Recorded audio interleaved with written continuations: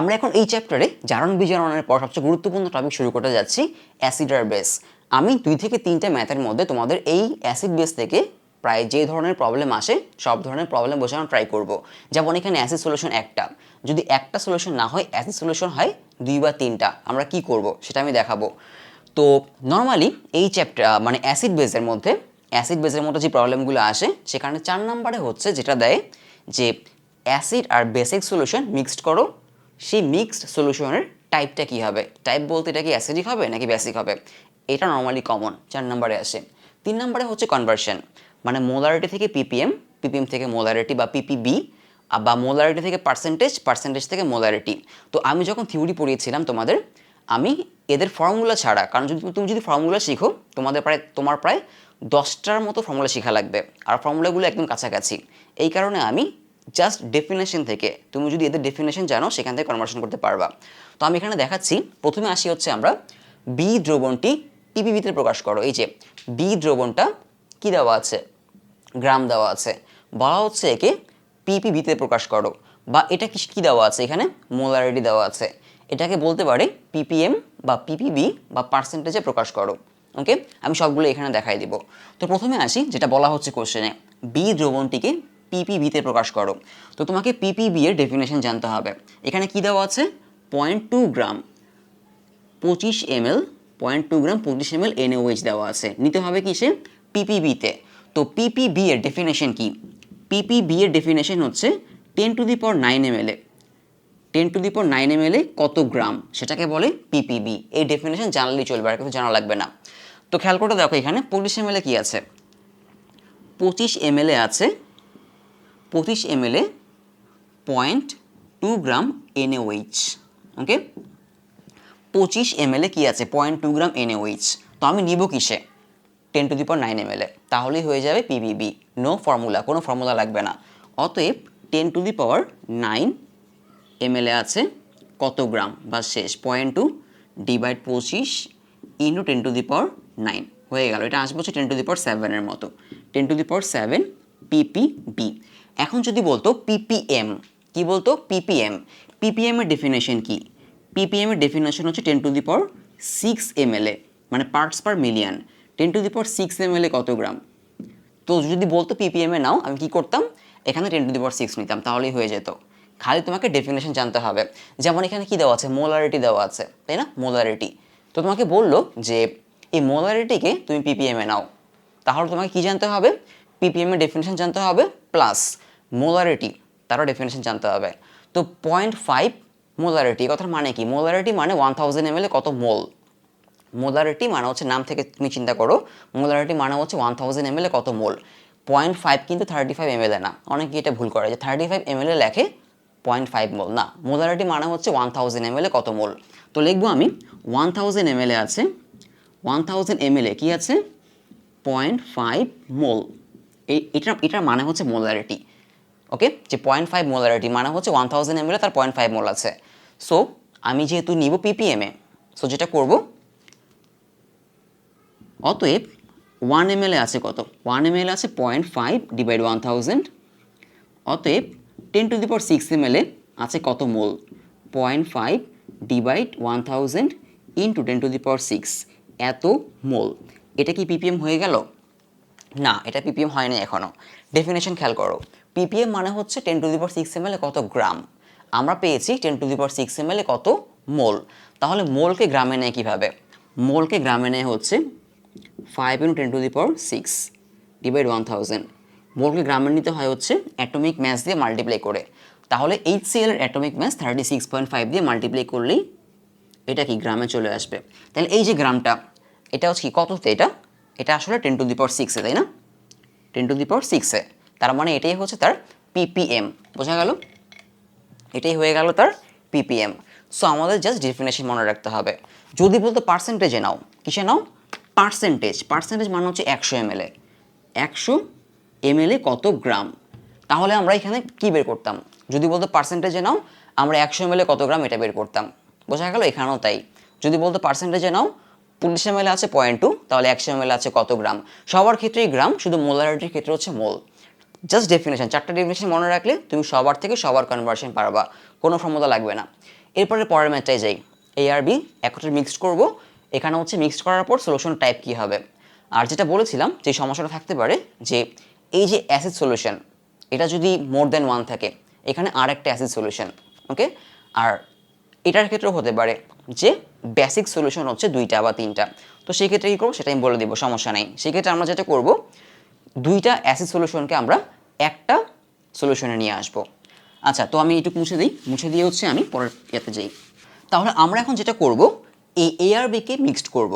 Mixed করার পর দেখব যে কে এক্সট্রা থাকে, যে এক্সট্রা থাকবে সলিউশনটা তারই হবে। তো এই ক্ষেত্রে আমরা যেটা করতে পারি 2টা সলিউশনেরই আমরা সেম জিনিস বের করব। মানে ওর কি দেওয়া আছে, মোলারিটি দেওয়া আছে, আমরা যেটা করতে পারি ওর মোলারিটি বের করতে পারি। অথবা ওর কি দেওয়া আছে, ওর গ্রাম দেওয়া আছে, সো আমরা ওরও কী বের করতে পারি, গ্রাম বের করতে পারি, দেন কম্পেয়ার করতে পারি। তো তুমি যেটা ইচ্ছা করতে পারো, কোনো সমস্যা নেই। আমি যেটা করব আমি হচ্ছে NaOH এর মোলারিটি বের করব। দুজনেরই মোলারিটি জানা থাকবে আমার, ওকে। সো প্রথমে যেটা করি আমি NaOH এর মোলারিটি বের করি এবং তার জন্য যে ফর্মুলাটা আমি ইউজ করব W=SBM। কি ইউজ করব? W=SBM। এটা ইউজ করলে তোমার অনেক কাজ কমে যাবে। তো NaOH এর কী দেওয়া আছে, NaOH এর হচ্ছে ভলিউম দেওয়া আছে, V হচ্ছে 25 ml। এটা যদি আমি নেই লিটারে তাহলে হয়ে যায় 0.025 লিটার, ওকে। এরপর দেওয়া আছে গ্রাম, মানে W দেওয়া আছে 0.2 গ্রাম, ওকে। আর তার মলিকিউলার ম্যাস M হচ্ছে 40 গ্রাম। সো আমি যদি সব বসাই তাহলে এখান থেকে আমার S হচ্ছে W বাই কী হবে VM। সো W কত এখানে 0.2 আর V হচ্ছে আমি বসাচ্ছি লিটারে, তাহলে 0.025 ইন্টু M হচ্ছে 40। তাহলে এখান থেকে পেয়ে যাব হচ্ছে আমি 0.25 মোলারিটি। এটা হচ্ছে আমাদের NaOH এর মোলারিটি। কার মোলারিটি? NaOH এর আমি পেয়ে গেলাম হচ্ছে মোলারিটি। সো আমি এখন NaOH এরও মোলারিটি জানি, আমি এখনও HCl এরও কি মোলারিটি জানি। এখন যেটা করব আমি HCl আর NaOH এর মধ্যে আমি একটা রিয়াকশন লিখব। রিয়াকশন লিখলে আমি বুঝতে পারবো যে কে কার সাথে কতটুকু রিয়াকশন করে। সো আমি যদি NaOH লিখি যে NaOH প্লাস HCl, এখান থেকে পাচ্ছি হচ্ছে আমি NaCl প্লাস H2O। এটা অলরেডি ব্যালেন্স হয়ে গেছে, তাই না? অলরেডি ব্যালেন্স হয়ে গেছে। তো এখান থেকে আমরা দেখতে পাচ্ছি যে যদি এখানে H2SO4 থাকতো তাহলে এখানে 2 মোল লাগতো আর কি। তো এখান থেকে দেখতে পাচ্ছি ওর 1 মোল, ওর 1 মোলের সাথে রিয়াকশন করে এবং আমরা আসলে কি মোল ধরেই কাজ করব আমরা, কারণ আমরা এখানে মোলারিটি বের করেছি, গ্রাম বের করে নেই। যদি গ্রাম বের করতাম তাহলে গ্রাম ধরে কাজ করতাম। ওর 1 মোল মানে আসলে কত? ওর 1 মোল মানে 36.5 গ্রাম, তাই না? আর ওর 1 মোল 40 গ্রাম। তো যদি আমি গ্রাম বের করতাম, যে ওর গ্রাম দেওয়া আছে, আমি ওর গ্রামটাও বের করলাম W=SBM দিয়ে, করতেই পারি, তখন আমরা গ্রাম ধরে কাজ করতাম। তো যেহেতু আমি ডিসিশন নিয়েছি এই মোলারিটি ধরে কাজ করব, সো আমরা মোল ধরে কাজ করবো, মানে ওর 1 মোল ওর 1 মোলের সাথে রিয়েকশন করে। এখন আমরা কি দুজনের তারা কত মোল আছে সেটা কি জানি? জানি না, আমরা জানি মোলারিটি, ওকে। এটা ভুল করা যাবে না। আমরা জানি মোলারিটি মানে 0.5 হচ্ছে ওর মোলারিটি আর হচ্ছে 0.25 হচ্ছে ওর মোলারিটি। সো মোলারিটি থেকে আমরা মোল বের করে নিতে পারবো, কোনো সমস্যা নেই। আমরা কি লিখবো? তার মোলারিটি কত? 0.25। প্রথমে আসি NaOH এর জন্য, NaOH তার মোলারিটি কত? 0.25। আর একটু আগে আমি বলেছি মোলারিটি মানে আসলে কি 1000 ml কত মোল আছে। তো মোলারিটি 0.25 মানে আসলে হচ্ছে 1000 ml NaOH আছে হচ্ছে কত? 0.25 মোল। তার মোলারিটি ছিল 0.25, তাই না? এই জন্য 1000 ml 0.25 মোল। তাহলে 25 ml কত মোল আছে বোঝা গেল? অতএব 25 ml NaOH আছে হচ্ছে 0.25 ডিভাইড 1000 ইন্টু হচ্ছে 25। এটা ক্যালকুলেট করলে পেয়ে যাব হচ্ছে 5 ইন্টু 10⁻³ মোল। তার মানে NaOH কত মোল আছে সেটা আমি পেয়ে গেলাম, তাই না? ঠিক সেমভাবে হচ্ছে আমি HCl এর কত মোল আছে সেটাও পেয়ে যাব। আমি এখানে লিখে দিই যে NaOH। তো ঠিক সেভাবে হচ্ছে আমি HCl এরটা পেয়ে যাবো। HCl এর জন্য আমি এত কিছু লিখছি না, খালি এই যে এই অংশটুকু লিখবো, এখানে বসাই দিই। তাহলে এখানে লিখি হচ্ছে HCl এর জন্য কত মোল আছে, এখানে কি বসাবো? 0.25 মানে হচ্ছে মোলারিটি বসাবো। তোর মোলারিটি কত? 0.5 ইন্টু এখানে কি বসাবো? 25। ওর ক্ষেত্রে বসেছি 25 মানে হচ্ছে ভলিউমটা, তো এখানে বসাবো 35, মানে ভলিউম হচ্ছে 35 ml, আর নিচে হচ্ছে কত 1000, বোঝা গেল? মানে 1000 ml ওর মোলারিটি যেহেতু 0.5, তাহলে 1000 ml আছে 0.5 মোল, সো 35 ml কত, সো এখান থেকে পেয়ে যাব হচ্ছে আমি মানে HCl এর মোল নাম্বারটা পেয়ে যাব 1.75 10⁻² মোল। তো কে বেশি আছে একটু খেয়াল করে দেখো, NaOH আছে, এখানে কে বেশি কে কম সেটা দেখা দরকার নেই, আমরা যেটা করবো এই যে এখান থেকে আনবো যে ওর 1 মোল রিয়েকশন করা হচ্ছে ওর 1 মোলের সাথে, তাই না? সো আমি লিখবো যে 1 মোল 1 মোল NaOH 1 মোল NaOH মানে বিক্রিয়া করে বা রিয়াকশন করে হচ্ছে 1 মোল HCl এর সাথে, তাই না?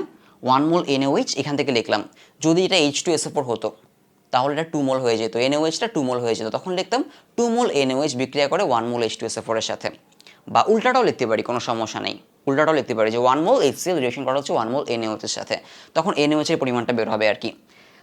অতএব এত মোল NaOH, অতএব 5 × 10⁻³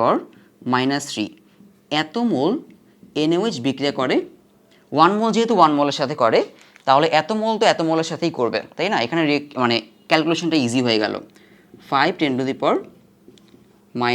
মোল HCl এর সাথে, তাহলে এত মোল NaOH এত মোল HCl এর সাথে রিয়াকশন করে, তার মানে আমাদের হাতে কত মোল, মানে এখানে এই সলিউশনে কত মোল HCl ছিল, এই সলিউশনে HCl ছিল এত, তাই না? তো এটা থেকে কিন্তু এটা কম, মানে এতটুকু HCl শেষ হয়ে যায় এতটুকু NaOH এর সাথে রিয়াকশন করে, সো HCl থাকে হচ্ছে কত, HCl থাকবে হচ্ছে আমাদের দুটা মাইনাস করতে হবে, এটা কিন্তু বেশি 10⁻², আর এটা হচ্ছে 10⁻³, সো এটাকে কিন্তু বেশি ভাবলে চলবে না, ওকে? সো এটা হচ্ছে 1.75 10⁻² মাইনাস 5 × 10⁻³ এত মোল HCl কি থাকে, অবশিষ্ট থাকে, তো মাইনাস করলে কত আসবে 1.25 10⁻² মোল এতটুকু HCl অবশিষ্ট থাকে, তার মানে এই সলিউশনটা অ্যাসিডিক হবে। এখন এখানে একটু বাড়তি কি বলতে পারে, বাড়তি যেটা বলতে পারে, দুইটা সলিউশন মিক্স করলাম, মিক্স করার পর সলিউশনটা টাইপ কী হবে এবং মোলারিটি কী হবে, তো টাইপ হবে অ্যাসিডিক, আমরা বের করলাম এত মোল অ্যাসিড এখানে থাকে, এবার মোলারিটি কী হবে, যদি মোলারিটি চাই তাহলে যেটা করব আমরা, খেয়াল করে দেখো সলিউশনে কি আছে, তেমন বেশি কাজ না মোলারিটি বের করার জন্য, এই সলিউশনে এত মোল কি আছে HCl আছে, এটাকে জাস্ট ভলিউম দিয়ে ডিভাইড করব মোলারিটি বের করার জন্য, 1.25কে 10⁻², সলিউশনে এত মোল কি আছে H2SO4 আছে, সেটাকে ভলিউম দিয়ে ডিভাইড করব, ভলিউম কত 25 ml আর 35 ml মানে 60 ml, ওকে? কত দিয়ে ডিভাইড করব 60 ml, তো এটাকে নিব হচ্ছে লিটারে 0.0, 60 ml-কে নিলাম হচ্ছে লিটারে, কারণ মোলারিটি মানে হচ্ছে 1 লিটারে কত মোল আছে, তাই না? তো 60 ml-এ আছে হচ্ছে এত মোল, তাহলে 1 লিটারে কত মোল, সলিউশনের মোলারিটি বের হয়ে গেল, বোঝা গেল? তো এটা ছিল খুবই গুরুত্বপূর্ণ একটা ম্যাথ। আর যেটা বলতে যাচ্ছিলাম, যদি HCl সলিউশন মোর দেন 1 হয়, যদি HCl সলিউশন মোর দেন 1 হয় তাহলে কি করব, সেটাও আমি একটু এখানে বলে দিই। পরের আমাদের কোনো ম্যাথে থাকতে পারে, তারপরেও যদি কেউ দেখতে চাও এখান থেকে দেখতে পারো। ধরো এখানে একটা সলিউশন তো এইটা 35 ml 0.5 মোলার, তাই না? এখন ধরো আরেকটা সলিউশন, সেটা হচ্ছে 40 ml 0.1 মোলার, দুইটা HCl সলিউশন, একটা 35 ml 0.5 মোলার আর একটা হচ্ছে 40 ml 0.1 মোলার। আমরা যেটা করব, দুইটাকেই সেম মোলারিটিতে নিব, এটাকেও 1 মোলারে নিব, তুমি চাইলে যে কোনো মোলারিটিতে নিতে পারো, কিন্তু সেম মোলারিটিতে নেওয়া লাগবে, এটাকে 1 মোলারিটিতে নিব, এটাকে 1 মোলারিটিতে নিব, সেটা কিভাবে V1S1 দিয়ে, মানে V1S1 = V2S2। তো এটা যদি করি আমি V1S1 বসাবো হচ্ছে আমি 35 × 0.5 = V2, S2 হচ্ছে 1, কারণ আমি নিচ্ছি হচ্ছে 1 মোলারিটিতে, সো V2 আসবে হচ্ছে আমার 35 × 0.5, সো এটা চলে আসবে হচ্ছে 17.5 ml 1 মোলার HCl সলিউশন, বোঝা গেল?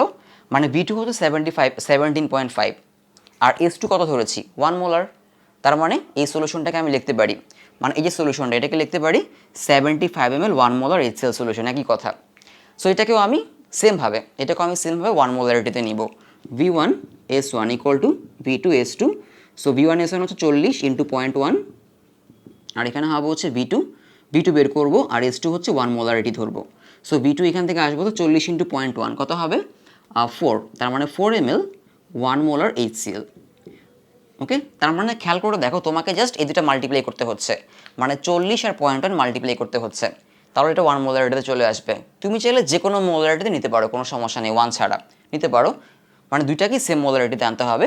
তো মাল্টিপ্লাই করে দিলে আমি 4 ml 1 মোলার HCl পেয়ে গেলাম।